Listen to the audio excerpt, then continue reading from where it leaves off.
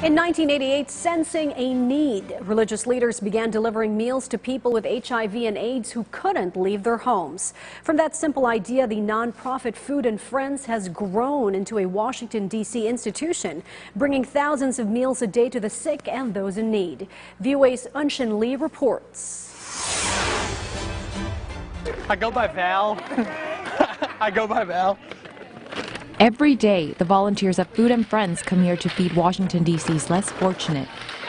Right now we're putting together meals for some families, getting ready for deliveries. What began in 1988 as a modest religious-based charity delivering meals to people with HIV and AIDS has grown into a huge organization that helps the sick and the needy. In this case, underprivileged pregnant women. So each woman can receive 18 meals per week. Also, any children that she has in the household can also receive those meals. We've served almost 400 women so far under this program. And these aren't just sandwiches in a bag. They're actual meals, nutritionally balanced and delicious.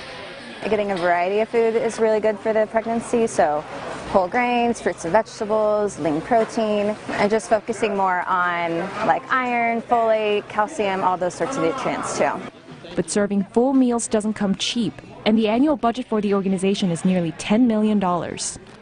What would you say is the most expensive ingredient that these women don't really usually have access to? The most expensive ingredient is probably the protein, especially like the fish, I would say, is the most expensive thing. So, and fruits and veggies in general. Getting that 5 servings a day can add up after, and especially if you have a family of multiple children.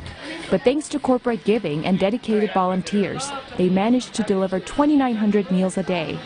One of the neat pieces of feedback that we've gotten was actually from the mother of a pregnant woman who was receiving our services, and she was talking to us about how she wishes that a program like this would have been available when she was, struggling with her pregnancy and not having a lot of money, many years ago.